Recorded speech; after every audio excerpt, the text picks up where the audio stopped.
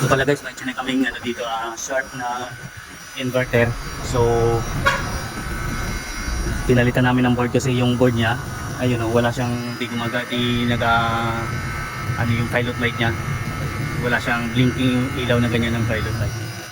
So dahil pinalinisan daw nila to sa ibang technician, nung pagkatapos malinis hindi na siya gumana. So ayan, pinalitan ko ng board muna. Ito yung lumang board niya. So gumana naman siya. So i-try lang natin kung tatagal ba siya. Bali yun yung kanyang lumang board.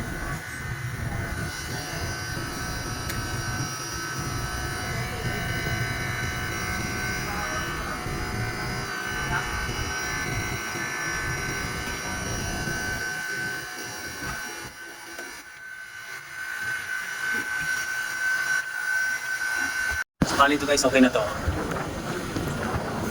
Ang buti na gano'n yung dating board, yung board niya, gumana pa rin. Pero di ko lang alam sana magtagal pa itong ano niya. Kasi napalitan na rin itong board. So trinay ko lang itong luma niya. So ngayon gumana naman siya, mura naman. Nilinis na lang muna namin para ano, tapos na namin sinalpak. Ito yung kanyang ano, problema, o yung yan tuloy-tuloy na yung under niya. Bali ito na yung kanyang moist nung sa piping niya, yan o, sweating na siya. So malamig na yan doon sa loob. So bali pinalinisan lang nila to. Tapos malamang to nabasa yung board. Kasi yung indicator niya dito nawala na, yan o, yung indicator niya dito wala na. Ito yung kanyang lead indicator, wala na siyang power. So wala na to, sira. Naapektuhan to, nabasa, malamang to nabasa. Kasi sabi ni madam nung nilinis daw to, tapos yung hindi umandar, kumuha pa sila ng blower, binoblower daw nila to eh. So ayan,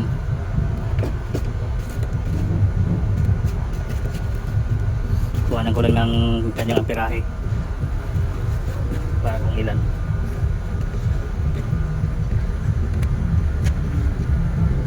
Bali ang guys, ako na lang namin ng amperahe muna to para sure ball.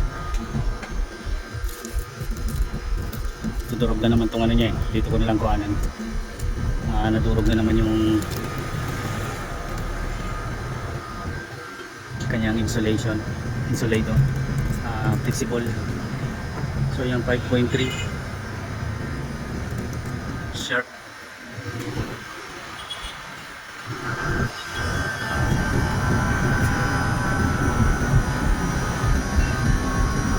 So yung amperahe niya naman 6.8, 4.8.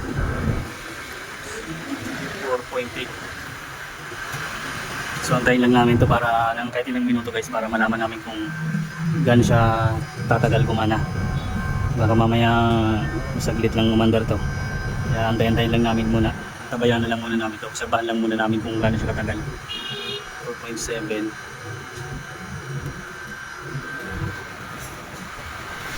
So okay naman yung kanyang ano pa. Yung buga ng hangin niya ayos naman. Okay naman yung kanyang init ng buga. Bali, check lang yung loob. So ito guys yung kanyang indoor. So bali, kapihan nga pala to guys. Ayan o. So ang ganda na ng buga ng lamigya, okay na.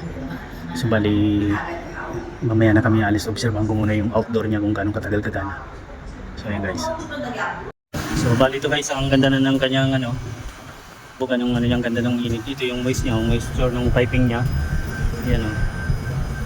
So ang pirahe niya okay lang naman, 4.7. So ang ganda naman ng moist ng ano niya, piping.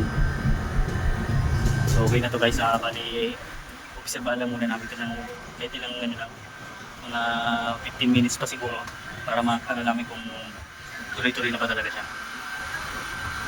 So ito guys, bumababa pa rin talaga yung kanyang amperahe.